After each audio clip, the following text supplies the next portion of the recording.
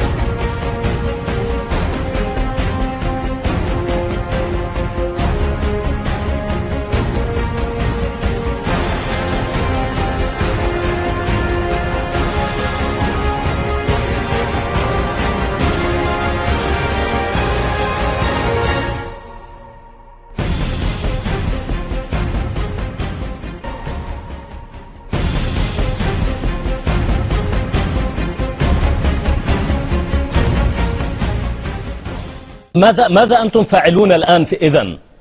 نعم. بعد أن فتح عليكم الأهالي كما تقول السجن وخرجتم وأنتم موجودون جميعا ولا تعرفون ماذا أو ما هو وضعكم القانوني، ماذا أنتم فاعلون في هذا الوقت؟ سنتشاور الآن، سنتشاور ثم نتفق على ما نفعله. إذا اتصلتم بنا بعد ساعة من الآن نقول لكم ماذا فعلنا. نعم، إذن أنتم موجودون جميعا تتشاورون فيما بينكم لمعرفة الخطوات التالية، وجميعكم بخير. 34 من أعضاء الجماعة، بينكم 7 من مكتب الإرشاد. نعم، أقول لكم أسماءهم، تحب تعرف الأسماء؟ نعم. محمد مرسي، عصام العريان، محمد سعد الكتتني، محيي حامد، محمود أبو زيد، مصطفى الغنيمي، سعد الحسيني. دول 7 أعضاء مكتب الإرشاد. ومعنا الأستاذ سيد نزيلي مسؤول الجيزة في الإخوان. ومعنا الدكتور أحمد عبد الرحمن مسؤول الفيوم في الإخوان. ومعنا الأستاذ ماجد الزمر وهو من شمال القاهرة.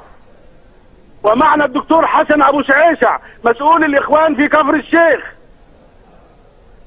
ومعنا الدكتور علي عز وهو من أسيوط من مسؤول الإخوان.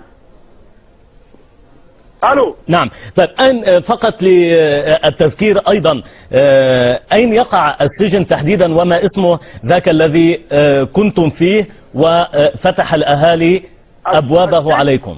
استمع إلي. السجن في طريق القاهرة الإسكندرية الصحراوي في الكيلو 97 قريب من مدينة السادات، وهو بابه أسوار السجن تقع على الطريق الصحراوي، اسمه سجن وادي النطرون.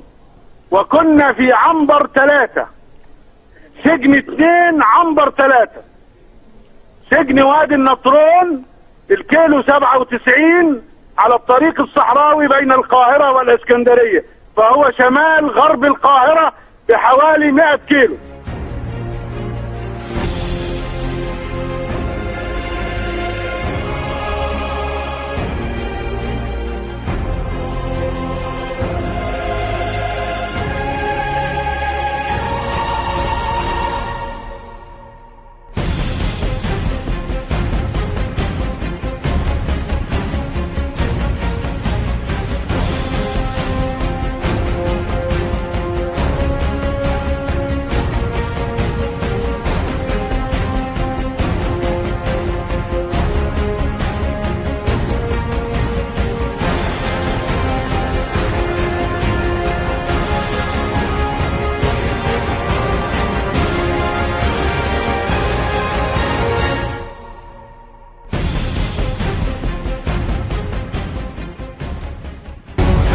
عشت طويلا معكم أترقب هذا اليوم، متى يأتي اليوم الذي بحق تطبق فيه شريعة الحق. واحنا من الاخوان اهي، واحنا من الاخوان بتصوت للناس، وادي القاضي حضرة القاضي واقف، وادي واحدة من الاخوان اهي بتعلم لهم. يأتي اليوم الذي بحق تطبق فيه شريعة الحق. فرح مين يا حاجة ده؟ فرح مين صحيح؟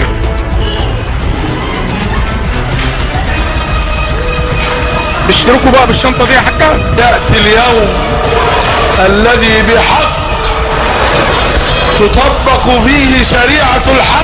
انتخابية تم تسويدها مسبقا لصالح مرشح حزب الحرية والعدالة محمد مرسي، وتم إيقاف العملية الانتخابية وتحرير محضر بهذه الواقعة. يأتي اليوم الذي بحق تطبق فيه شريعة الحق. اللي على ورقة بيضاء دي صورة مين دي يا حاجة؟ ممكن نصور الصورة دي؟ الصورة ده رقم من البتاع بتاعها. ده صورة محمد مرسي، مين اداها له؟ يأتي اليوم الذي بحق تطبق فيه شريعة الحق. ثلاثة قاعدين هنا. قال لك ايه بالظبط؟ قول لي خلي بالك من ميزان محمد مرسي. ما يقوليش مرسي ان شاء الله.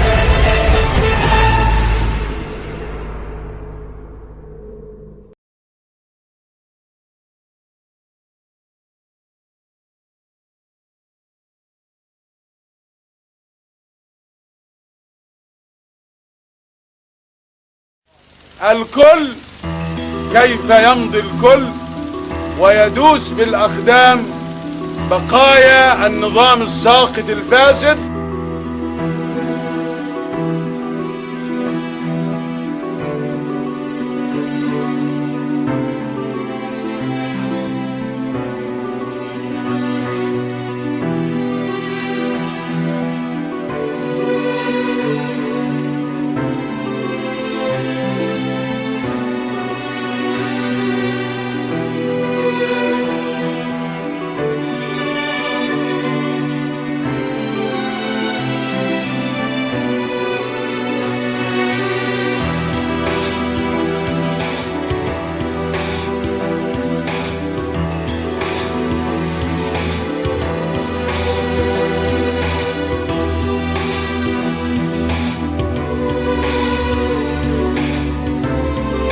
لكن الجماعة ارتأت بعد دراسة خلال أيام الثورة، وهي مشاركة فيها بكفاءة عالية جدا، أنه في مجلس شوراها يقرر أن الجماعة لن يكون لها مرشحا في الرئاسة في المرة هذه لاعتبارات كثيرة المجلس الشورى ارتآها.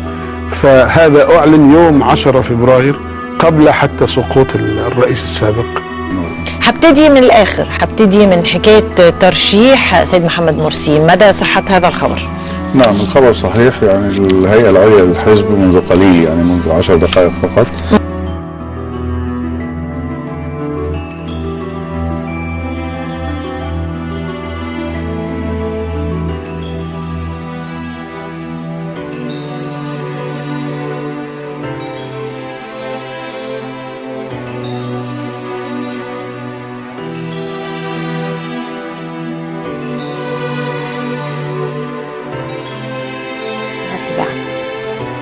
في مشكلة كده أو حادثة ممكن تشوفها على إنها حادثة مرور عادية جدا ممكن تحصل لأي حد فينا، وممكن تشوفها على إنها لها دلالة سياسية.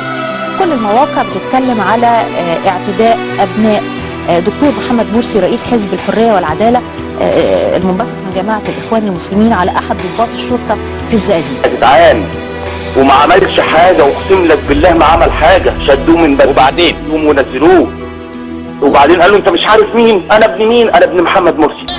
انت مالك؟ ما تلمسنيش. فين الرجاله اللي هنا؟ ما تلمسنيش لو سمحت، ما تلمسنيش لو سمحت، ما تقفيش حوالين الشباب، ما حدش يلمسني وهصور. انت مالك؟ احنا في خيمه ولا اوعي ايدك صوري ايه؟ انت مالك؟ صوري بس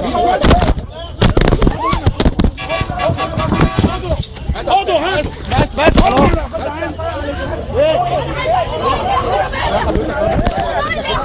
حملات المرشحين لانتخابات الرئاسة امبارح وصل حوالي 8 صحفيين لاسم شرطة العطارين، ده لتحرير محضر أو مجموعة محاضر ضد الدكتور محمد مرسي مرشح حزب الحرية والعدالة لكرسي رئيس الجمهورية بشخصه هو مش بصفته، بعد اعتداء أنصاره بالضرب عليه. هو كان في البيت وقلت له البيت التاني فرحنا على طول اهو بيتنا انتوا، قلت يا محمد روح قول لنينا تعالى عشان نتغدى. قال طيب يا ماما، وطلع يا دوب طلع لقيت بيصرخوا بيقولوا الحاج يا شيرين الولد، طلعت لقيتهم مرمي واحنا وابوه اللي خدناه وجرينا بيه، سابوه. يعني الولد شاف العربيات وقف في ريح الحيطه متدسم العربيه عشان مش يجرى له حاجه، متدسم تقوم العربيه تطلع على الحيطه والناس يشدوه من تحت العربيه تطبق ليه صدره. وكان ذنبه ايه؟ هو لو كان اجى طالع من الباب والعربيه مجابلاك وتقول قضاء وقدر، هو للسبب ابن السبب. انما ده ابننا السواق راح يتدسم من العربيه يروح هو اللي ورهنك لو معاه رخصه ويمكن يطلعها بكره ولا بعد ويمشي ويسيب الواد يمشي واخر عربيه لما الناس تمسكها، واما اخر عربيه هي وقفت لنا لما الناس مسكوها.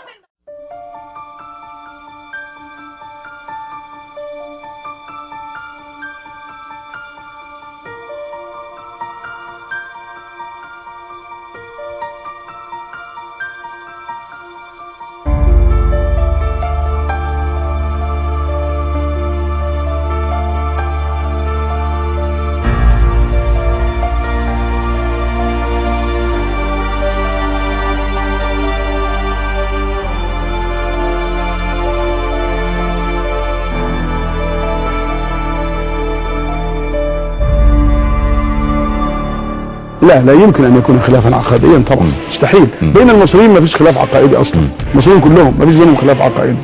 المصريين اما مسلمين او مسيحيين، صحيح، وما فيش خلاف بين العقيده الاسلاميه والعقيده المسيحيه. مترو انفاق شبكه كبيره عميقه عايزينها دي مش تاخد وقت شويه. لكن انا بقول لحضرتك انه انا بشوف انه اللي راكب العربيه اللي راكب فيها واحد بس كتير جدا جدا. انا بقول دلوقتي لو عندنا نقل جماعي عام، نقل اسطول في القاهرة كبير مثلا 5000 اتوبيس مثلا، حضرتك عارف ال 5000 اتوبيس دول بكام؟ مثلا ب 10 مليار جنيه، ده رقم مش كبير يعني بالنسبة للجنيهات يعني. تصور حضرتك كم العربيات لو في شبكة مواصلات سريعا بنفس الشوارع دي، بس لها توقيتات ولها خريطة واضحة ودي سهلة. عندنا متخصصين في المرور كتير من الشرطه ومن غير الشرطه، وحتى في كليات الهندسه في اقسام للمرور والطرق والاداره، ونزلنا الاتوبيسات دي. الاتوبيس بيشيل 45 واحد، يعني يوفر كام عربيه؟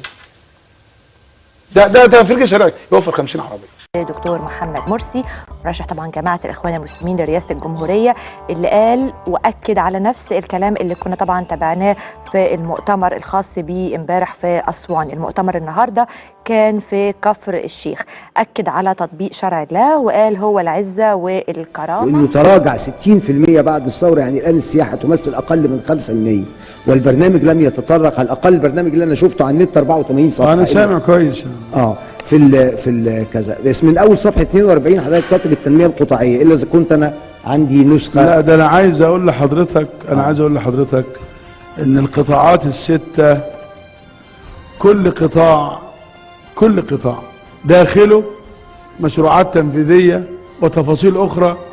في صفحه انا اتمنى ان ارى الجدول ده هنا عشان حضرتك بس تشوفه. اتمنى ان ارى الجدول ده هنا عشان حضرتك بس تشوفه.